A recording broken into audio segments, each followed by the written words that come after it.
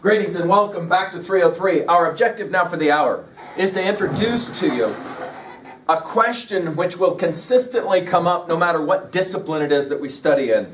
Let's try to imagine for a moment that you are an individual who arrives on this planet in, I don't know, let's call it today. And the question is, what is this thing called Western culture? I'm pretty convinced that a lot of our students arrive in their senior year without a real sense of what we mean when we talk about Western culture. And so I'm going to use some schemata, some framework that allows us to at least begin to try to think a little bit about what we mean when we talk about Western culture. Now to do that, I'm going to be on my whiteboard and I'm going to have this little body figure up on the whiteboard. You can think about this as the body of Western thought, and I'd maybe write it in my notes as such. The body of Western thought, which will have a left side and a right side. And as we begin now to kind of identify what we're talking about in Western thought, I will actually use different parts of this human body. And by the way, this is not my idea, this is a pretty old idea of a schemata and a mnemonic that allows you to kind of remember it. Obviously, another way for me to do this is just draw a number line up on the whiteboard and we can talk right about those dates and try and fill it in that way. And we'll get to a few dates. But I'm far more interested in specifically what it is that this project kind of looks like in terms of different parts of the body, left as well as right.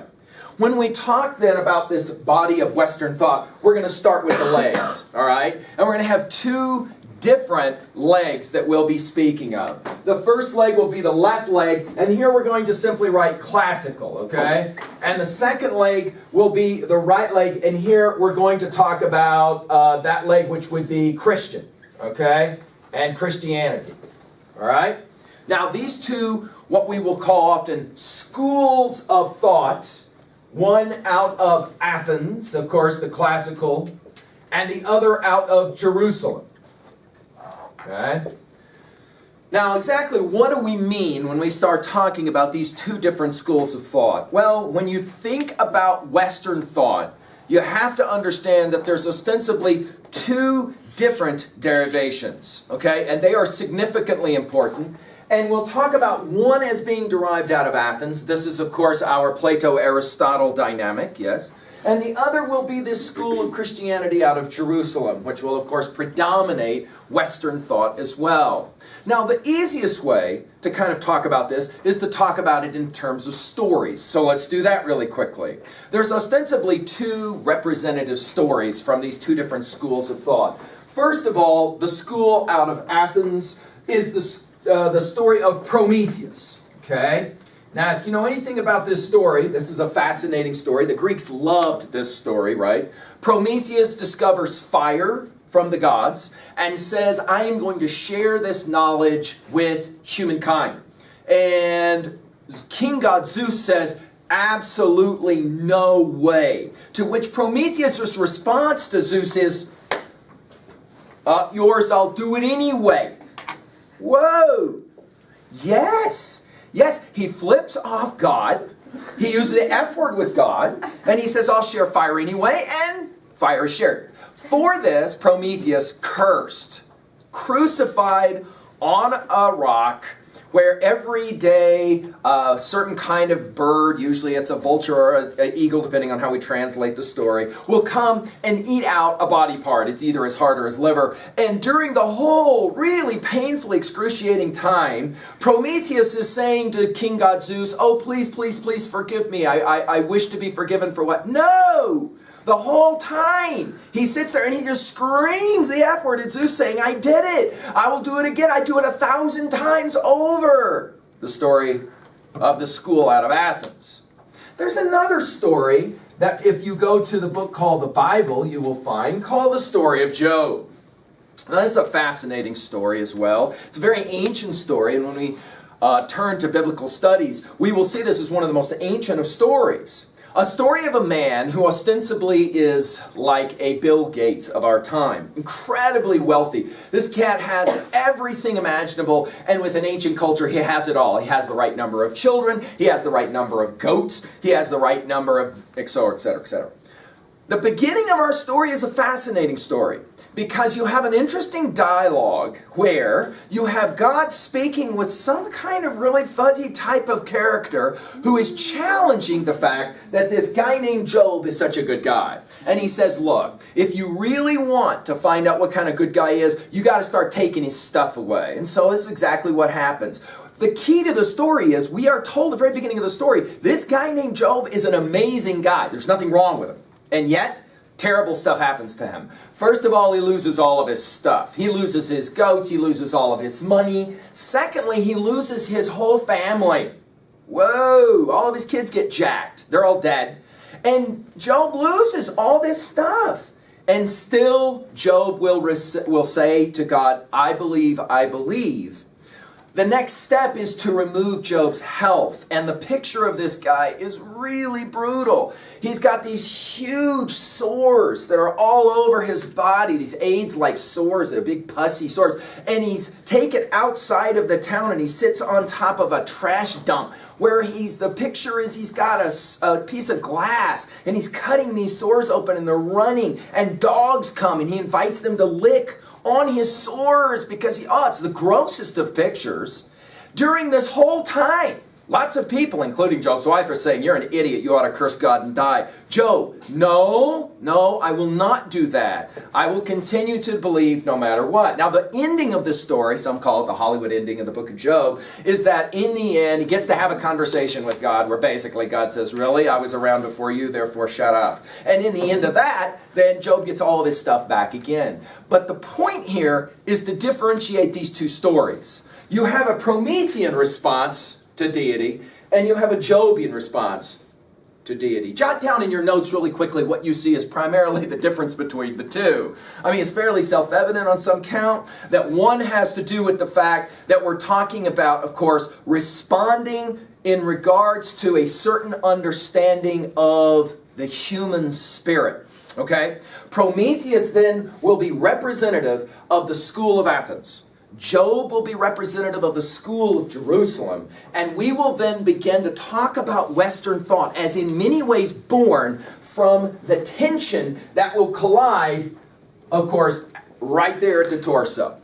That's significant for a number of reasons. If you wish to get anatomical, we can talk about the generative abilities of once these two strands begin to meet and commingle. Okay? In other words, we could argue Western thought is in many ways born of the convergence of these two strands of thought. And they will begin to emerge and become part of a common tradition in what we will often refer to, and that's our body, right, as what will be referred to often as the Middle Ages, which makes sense if you think about it, right? Because, we're talking about the middle part of the body, okay? Now, of course, within the classical tradition, we are going to put Plato and Aristotle. We have spent quite a bit of time talking about Plato. Let's mention the two classic texts of the two thinkers. Plato, of course, Republic. Aristotle, of course, we're going to have his Politics, which will be the response to Republic, and we've spent a little time thinking about that. Within the school out of Jerusalem, of course, predominantly we're talking about the study of Israelite literature and then, of course, Christian literature, composed in that text that we know of as the Bible. As we then move into the Middle Ages, we are going to find again a movement that will begin to join these two strands of thought in really interesting and dynamic tension ways. Now, there's all kinds of debate in the literature from the very beginning once these two schools of thought start to merge. The difficulty of dates plagues us. But the easy one is to simply write down 410. I like that date a lot, and I've mentioned it a few times. Gibbon, of course, is going to qualify the fall of Rome, the city of Rome, in 410. But more importantly and significantly for our discussion, 410 is the year that St. Augustine will publish that classic text called City of God. You can see in Augustine, and that's why I mention him so regularly, you can see in Augustine in many ways the bringer of both of these strands. Augustine raised actually as a classicist. So he's raised within this tradition. Then he finds Christianity, and he will bring the two together in really important ways for our understanding of what we call, again, the medieval period or the Middle Ages. And these are kind of interchangeable terms. It's difficult to know how to talk about the beginning and the end of these epochs. A lot will have to do with where you focus your attention in regards to individuals and or ideas. Throughout all of this movement, there are kind of three domains, three value spheres, as we're going to call them, okay, that will always be of significance. In other words, you could say it this way. Each one of these strands of thought, whether it be classical or Christian, is going to have something to say about three value spheres of arts, morals, and science.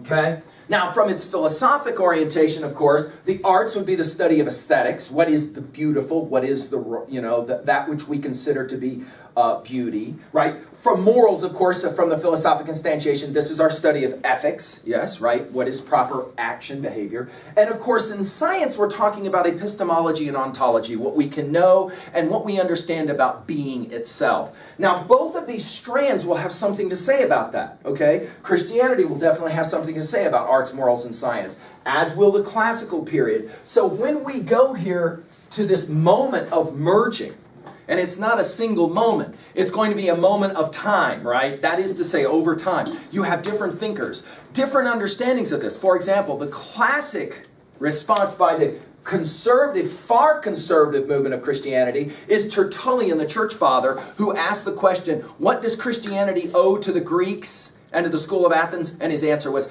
absolutely nothing.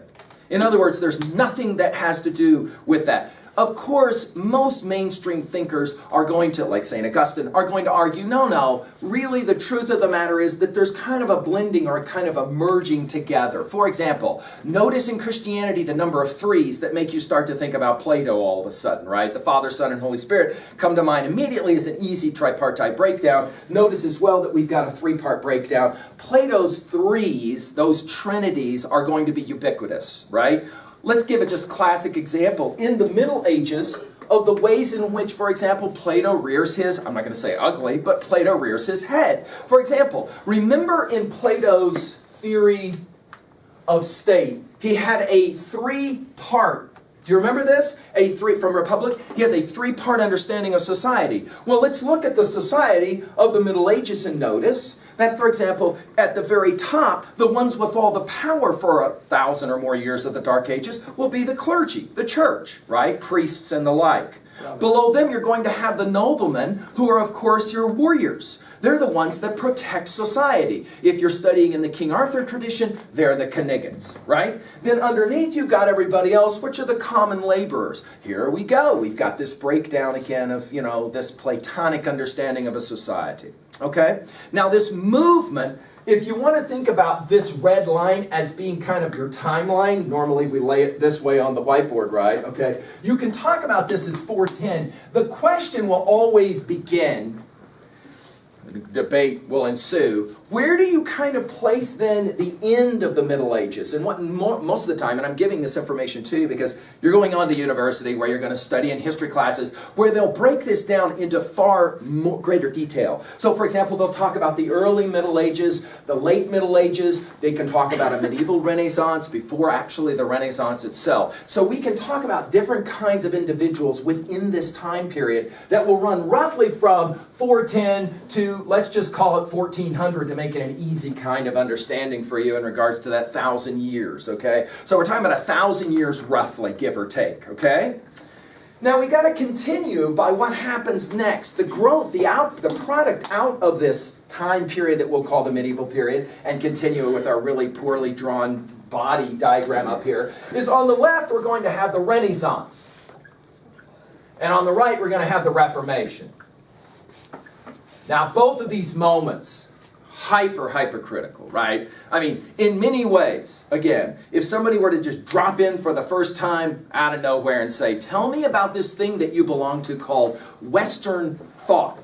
right? Well, you would have to say, well, it's really difficult to kind of explain it. I mean, I think that I can tell you that it's kind of a product, a synthesizing is maybe a good word here, a synthesizing of two really important strands. You've got a classical strand, you've got the conservative Christian strand. For those of you who follow politics and this whole discussion about left versus right, left wing, right wing politics, left wing politics, conservative, liberal. These are interesting terms that obviously change over time.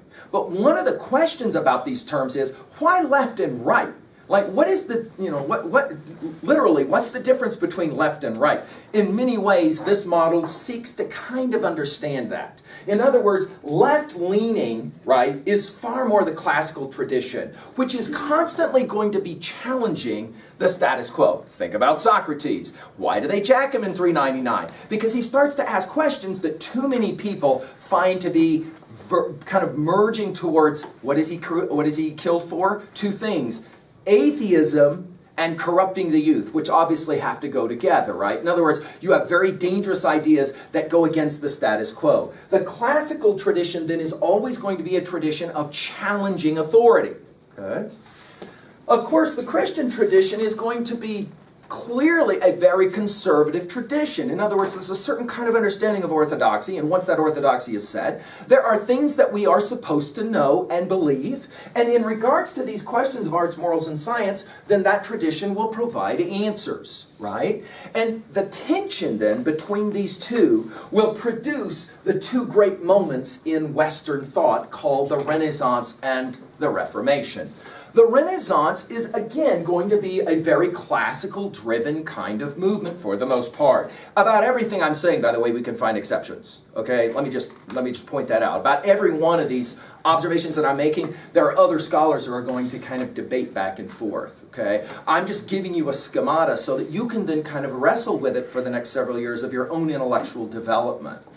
The Reformation is going to as well be a response to the conservative Christian tradition, but it's going to happen in a very kind of radical way. First with Luther, and then, of course, with Calvin, right? Those two are going to be significant for us. You really can't have these two, however, without St. Augustine. I'm running out of room, but I'll do Augustine at the bottom, and I'll do Aquinas at the top. Aquinas' Summa Theologica is going to be a really important moment in the history of Western thought because he's going to take especially Aristotle and he's going to reinvent it in Christian theology. See, one of the things that's fascinating if you sit down, for example, and read the Bible is there are no outright arguments for the existence of God.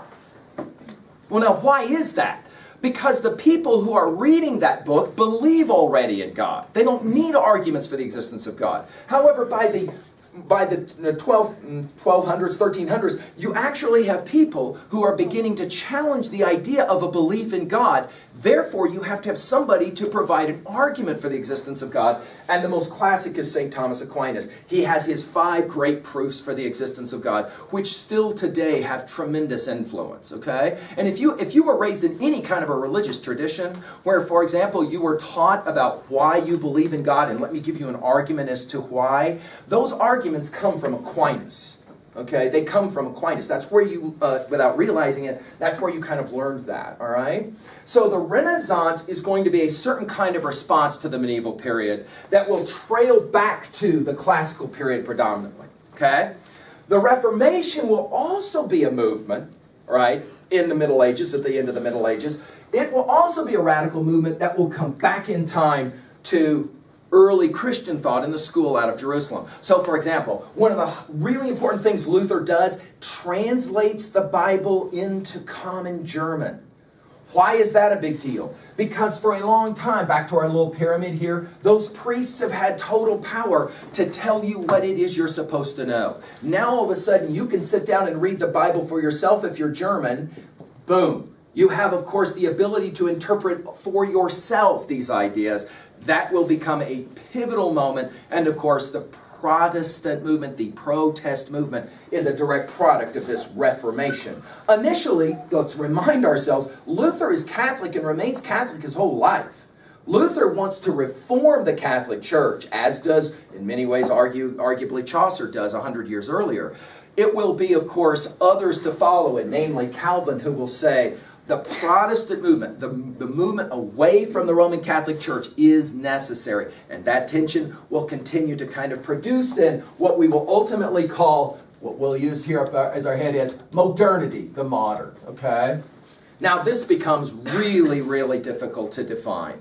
At what point do we move from the Middle Ages and the Renaissance and the Reformation to what we'll call the modern period, what we'll often refer to as the Enlightenment? Okay? And we don't want to miss the fact that in the word enlightenment is the word light, which is obviously in polar opposite to the Dark Ages. Yes? So in other words, you have the Dark Ages followed by the Light Ages, that is to say the Enlightenment. These terms get applied most regularly after the fact. Does that make sense? So in other words, nobody wakes up in 1150 and says, I'm living in the Dark Ages. No, no, no, no, no. The Dark Ages is a term that gets applied to that time period when there is a light period. That is to say, the Enlightenment. Now, we talk about modernity, and we talk about, of course, the individuals that will produce modernity, and now the debate just begins to ensue. Who is the classic names, for example, that usually get associated with this movement to modernity? Now, all of a sudden, a lot depends on where you focus. So, for example, go into an English department, and they will often say it was Shakespeare. All you got to do is study the plays of Shakespeare, and it's fairly clear that what Shakespeare does is he subsumes all prior understandings, both schools out of Athens and Jerusalem, and he produces on stage these incredible plays, which when read appropriately, with the correct eye, you kind of start to understand. He's the first one to kind of move us towards the modern. If you go, for example, into the area of science, you're usually going to get a couple of answers. Francis Bacon will be one, and of course Descartes. We've already mentioned in the field of philosophy a name like Kant, who will also often be considered usually one of these great first modern thinkers. For my money, it's the cat Descartes. Descartes who said, I think, therefore I am. Descartes, who was himself a practicing Christian, as was Leibniz, and yet he will begin to kind of push the envelope a little bit about this whole thing of, well, I'm going to use the term now, the differentiation, okay? Differentiation of the value spheres. Now, what exactly do we mean with this idea?